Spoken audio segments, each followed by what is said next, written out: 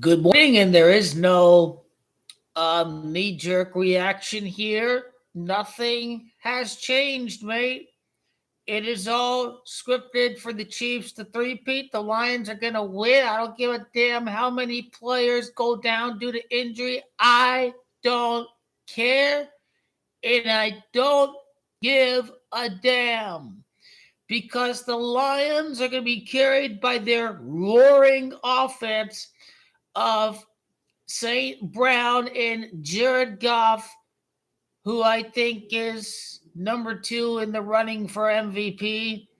And of course, the running game made out of steel, led by David Montgomery. So it's all knee jerk reaction. The Lions will be just fine, even though they lost a defensive tackle for the year. I don't care how many injuries start piling up on the Lions. The fact is Dan Campbell finds a way to get it done. The Lions win a trophy. They win the George Halas Trophy. The Lions are playing in the Super Bowl, and guess what? Oh, they're gonna be ready to say that this team is cursed because they lost against the Chiefs due to injuries. If we were too injured, if we were healthy, we would have won the Super Bowl. I mean, the Chiefs have been dealing with injuries all season long, right? But they're going to blame it on not having Hutchinson. They're going to blame it on the trenches decreasing in numbers of available players. There's a defensive tackle on the Lions now who's out due to a torn ACLs, So I think the excuse is going to be the injuries once the Lions lose against the Chiefs.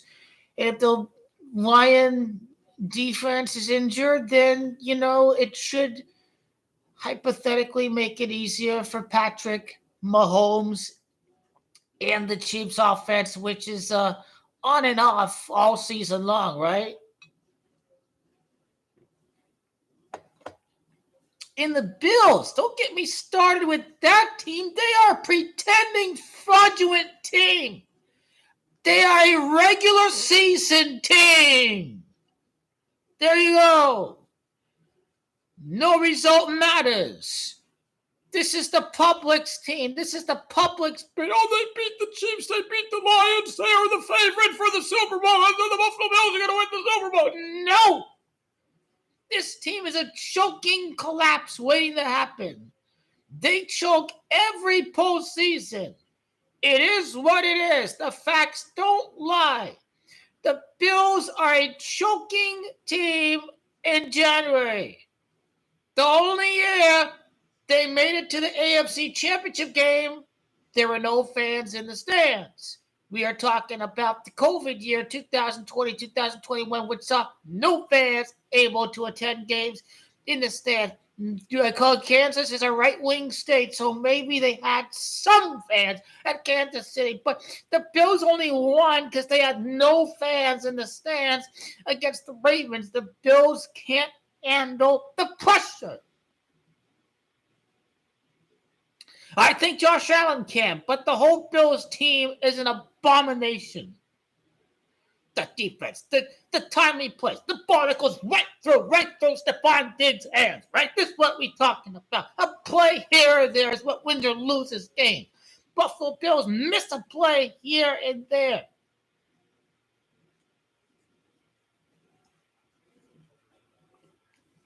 You knew this would happen.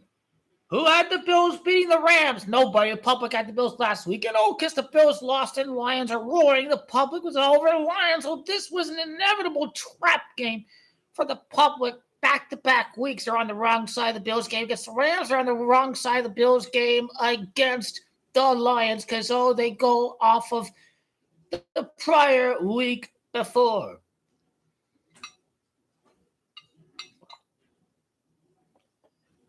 But McDermott's going to get fired. And it looks like Bill Belichick has no interest in returning to the NFL. I wonder if that had to do with the 24-year-old he's been hooking up with, that he's interested in all the college life and stuff going on right now. I don't know what it is. I have no idea why Belichick thinks he is able to connect with younger kids. You don't run a college program like an NFL team. It failed with Charlie Weiss at Notre Dame. I can't see this working out for Belichick in North Carolina. Stop there with Bill Belichick. Um, and and of course, the Lions are still going to be there. It's interesting. The Vikings can continue to put the pressure. The Vikings-Lions game is going to mean something in Week 18. Home field advantage, division title. The Lions-Vikings game in Week 18 should be flexed onto Sunday Night Football. Lions win the last game in the regular season. They beat the Vikings. And the Eagles win, right? Eagles win. They hope Lions lose for home field. So I think the Lions-Vikings game is going to get flexed onto Sunday Night Football. Because the Lions lost and the Eagles won and the Vikings win, then Lions are at 2 losses. The rest are at 2 losses. According to the simulator, who's still the number 1 seed? I mean, the Lions and the Eagles have the Lions lost against Buffalo, right? Eagles lost against 2 NFC teams. So yeah, Lions are still number 1, right? Eagles, they lost to the Falcons and the Bucks, and the Lions, they lost against the Bills because they have a better conference record. So Lions are still ahead. The Lions already beat the Vikings, so Lions, they're still number 1, but they have to win out to be number 1. Okay. Kansas City Chiefs, they're still the team to beat. As things line up, Mahomes the 10th pick. He came back from 10 points against the Niners in the fourth quarter. He came back from a 10-point deficit against the Eagles. He came back from a 10-point deficit again in a Super Bowl against the 49ers. The Chiefs' first loss of the year in their 10th game of the season, the fall to 9-1. The Chiefs three-peat as a number 1 seed to win 10 consecutive playoff games. Mahomes misses the game against Houston. Mahomes will return 10 days later on Wednesday, Christmas Day. The scripted return 10 days later. If he's week to week, and based off of the line for the Texans-Chiefs game, Patrick Mahomes is not playing because the plan is you don't risk the health. You make it seem like he's injured by missing the next game. But Mahomes comes in on Christmas and he wins the final 2 games and he saves the Chiefs from having to play a wild card game. The Savior steps up and he saves the Chiefs on Christmas.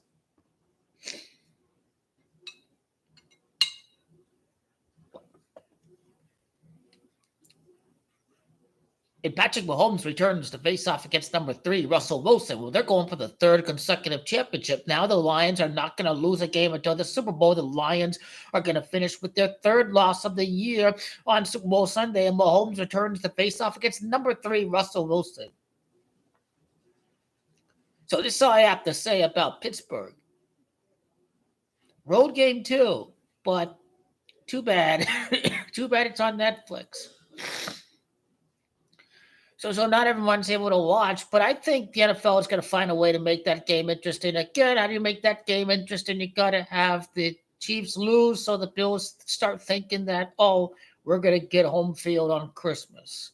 But what the Chiefs will get for Christmas is obviously Patrick Mahomes is back and they're rolling. They're rolling. So it looks like it's 9 straight wins to end the year for Patrick Mahomes because he misses 1 game, and I'd say they lose against the Texans instead of against the Steelers.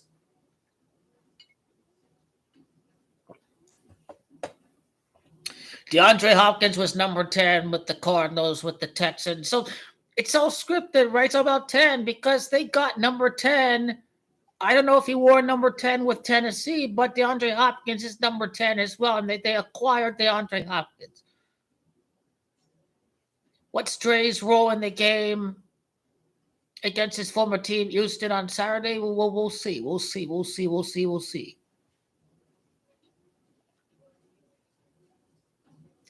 NFC West going to get interesting. Cardinals could find a way to make the playoffs.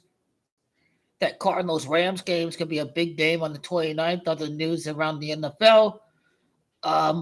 Washington, the division is over. NFC East, the AFC South is over. The Texans already clinched, so I think Christmas could, if the Steelers lose against Kansas City, the Ravens could win their division on Christmas, I think. Steelers lost against the Browns. Ravens lost against the Browns.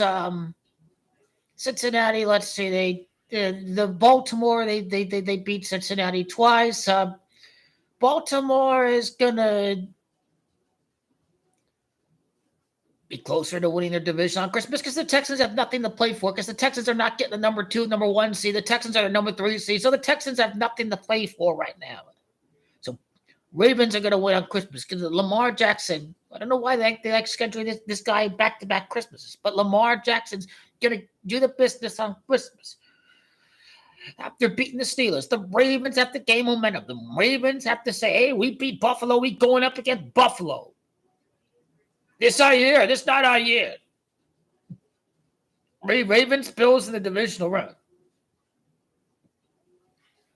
LA Chargers have to start winning games. Let's end right there. Chargers have to beat the Broncos. They have to beat another team. They don't play Kansas City anymore. But the LA Chargers, I don't know who the Chiefs going to get in the divisional round, but I'd say, Jim, well, what if they lose 3 games against the Chiefs? The Chiefs going to beat one of their divisional rivals 3 times in the season. I think the team is going to be the LA Chargers. 3 times in the same year, beat the division rival 3 times en route to the 3-peat. The return against number 3, Russell Wilson, the 3rd loss for the Lions. So I'd say the divisional round, the Chargers get another crack at going to Arrowhead because they lost on a. They almost won. They were leading the Chiefs. The Chargers and Jim Harbaugh get the popcorn up with that one. And then people start dreaming of Ravens and Chargers and AFC title, all this nonsense. You know, the NFL is completely rigged and scripted. It's obvious who's making it to the AFC championship game. You have your regular season MVP against the MVP of the playoffs, Patrick Mahomes. It's what it's about. And you think some ankle injury is going to deter us from Kansas City? Because I've seen this storybook before. You're just copying the same script. The bum-ass eagle in the year of the bum-ass ankle in the year of Super Bowl 57. Are you kidding me? People were freaking out about the ankle 2 years ago, and I've been telling y'all, no, Chiefs are still winning the Super Bowl 2 years ago. So this ankle script, it doesn't change. Why can't it be an elbow injury or something else? Why do you always have to stick with that ankle script? He already knows how to handle an ankle injury. Chiefs are still winning. Look. He's Patrick Mahomes. What you going to do about it? What you going to do about it? Got to wait for Joe Burrow to beat these guys in the playoff. I tell you, Denver and Cincinnati, I still say the Bengals can still make a late run. Crazy enough. Why? Because if the Bengals win out, they have 9 wins. And who knows if Pittsburgh has nothing to play for in Week 18. If the Ravens win the division or the division's already clinched and the Steelers can't play for seeding anymore. And then you look at the Broncos with 9 wins. Broncos going to miss the playoffs. They're going to lose against the Chargers. They're going to lose against the Bengals. And the Chiefs are going to eliminate the Denver Broncos, and they are going to go 10 years without making the playoffs since Peyton Manning played for them. The Broncos are going to miss the playoffs. They're not beating the Chargers on the road. Joe Burrow and company find a way to win this week against the Cleveland Clowns, and they win the head-to-head tiebreaker over the Broncos, and this team is cooked. Kansas City is locking up home field on January the 5th. We could still see Joe Burrow in the playoffs. One team collapses every year, maybe 2 teams. Seattle's going to choke. The Denver Broncos are going to choke. Watch, it's going to get crazy. Head-to-head tiebreakers. It can't say all 3. And they have to play the Chiefs. So this is going to get really, really, really, really, really, really good over these next 3 weeks.